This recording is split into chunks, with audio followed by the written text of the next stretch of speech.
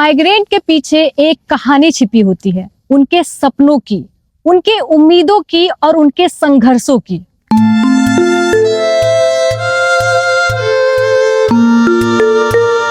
आज हम मिलने जा रहे हैं उन माइग्रेंट से जो अपना गांव, अपना परिवार और अपनी पहचान सब कुछ छोड़कर दूसरे राज्यों में अपना खून पसीना बहाकर काम करने जाते हैं। कपड़ा दुकान में, लेकिन ड्यूटी इतना है कि 12 घंटा की खड़े रहना पड़ता है। तब शाम में फिर पैसा मांगने जाते तो कहते कि कल ऑफिस में आइए। उनकी ये कहानी सिर्फ मेहनत की नहीं बल्कि बलिदान की मिसाल है। अंकल, आपका नाम क्या हुआ? संतोष कुमार मंडल। मैं आपसे ये जानना चाहती हूँ, ऐसी कौन सी वजह है जिसके कारण आपको अपना गांव और अपना राज्य छोड़कर दूसरे राज्य में काम करना पड़ता है? अपने बिहार में तो कोई फैक्ट्री उक्ट्री है नहीं, इसी के कारण से हम लोग को बाहर जाना पड़ता है। यहाँ तो कोई चीज का फैक्ट्री नहीं है, कोई चीज का सुविधा नहीं है।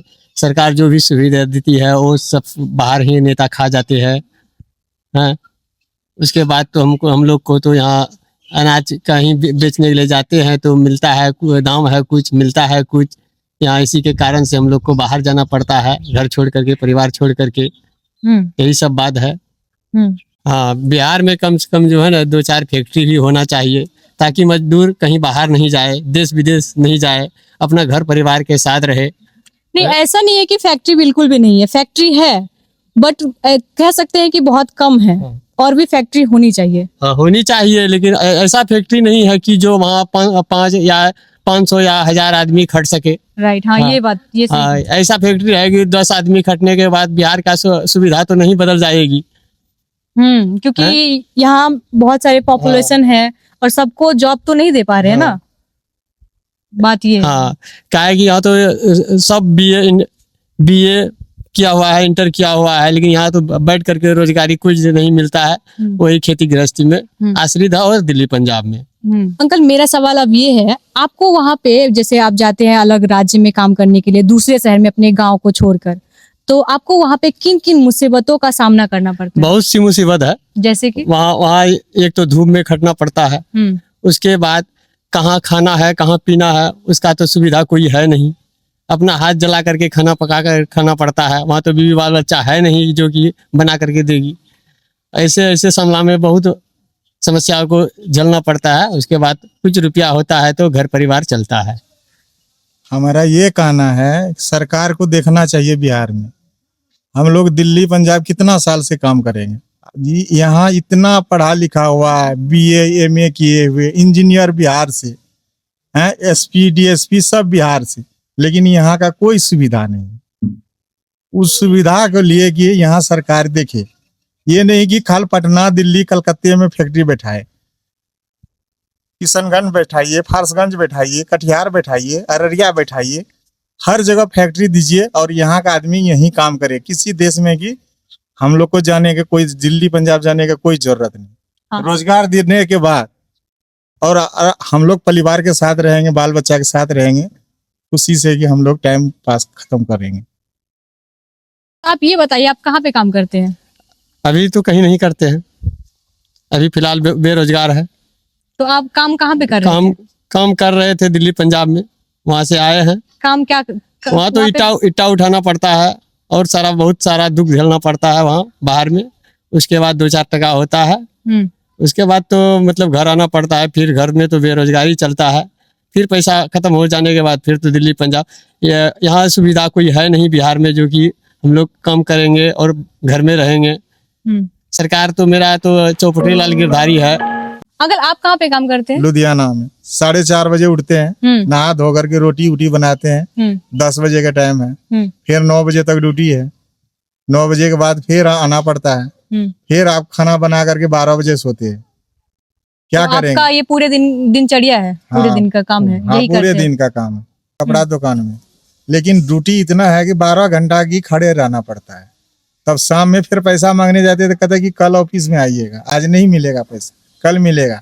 लेकिन परिवार से ही फोन आता है रात में तो कहता है कि पैसा भेजिए। पैसा तो आप कल देगा, आज नहीं दिया है पैसा। आप बताइए हम बच्चा को कहाँ से कैसे पढ़ाएंगे? इसलिए हम सरकार को कहना चाहता है कि हमारे बिहार में ही रोजगार दे, हम यही काम करेंगे और 4 रुपया होगा कि बच्चा के साथ रहेंगे, पढ़ाएंगे, लिखाएंगे, खाएंगे। ऐसे पिता को मैं दिल से सल्यूट करती हूँ जो अपने बच्चों के लिए, अपने परिवार के लिए दिन रात एक करके रोजी रोटी कमा रहे हैं। आप अपने बच्चों के भविष्य के लिए क्या सपना देखते हैं?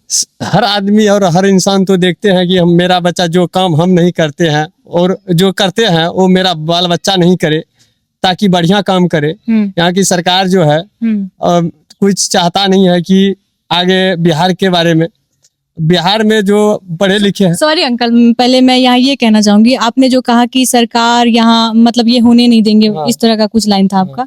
तो ऐसा नहीं है कि सरकार हमारा मतलब बुरा चाहता है कि हमारे बच्चे ऐसा मतलब आगे ना बढ़े। सरकार की ये इंटेंशन कभी नहीं होती है। सरकार भी चाहते हैं कि अपने देश को आगे बढ़ाए, अपने देश के नागरिक को आगे बढ़ाए।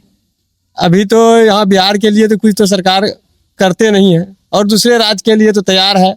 बिहार में जो है ना, बिहार सबसे पिछड़ा जात है ये है और पिछड़ा राज्य है, जो कि कोई नेता जीत के जाता है तो वापस दोबारा बिहार के बारे में नहीं सोचता है कि कुछ काम आगे बढ़ाए। दूसरे देश के लिए तो जान हर चीज परिवर्तन कर देते हैं।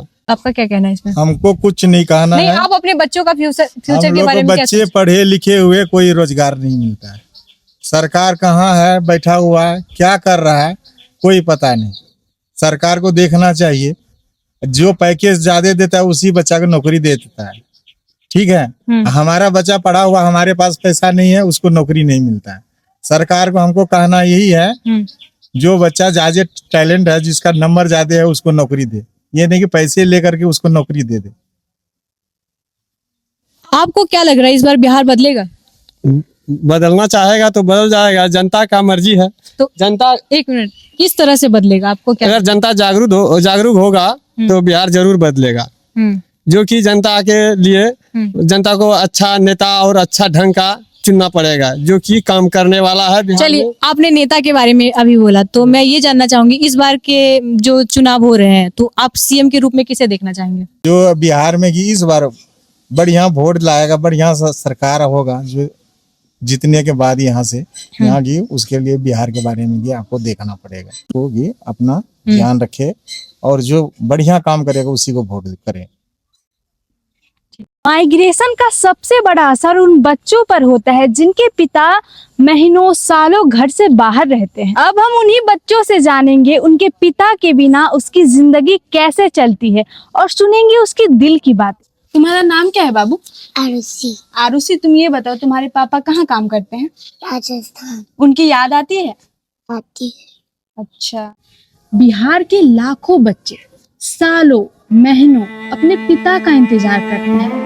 उनके बचपन का सबसे बड़ा खेल है इंतजार का। काश बिहार में भी रोजगार होता तो ये बच्चे अपने पिता के साथ खेलते, हंसते और चैन की नींद सो पाते। तो बिहार सरकार से मेरी छोटी सी गुजारिश है कि बिहार में भी रोजगार प्रोवाइड की जाए, ताकि लाखों बच्चे अपने पिता के साथ हंसी खुशी जिंदगी जी पाए।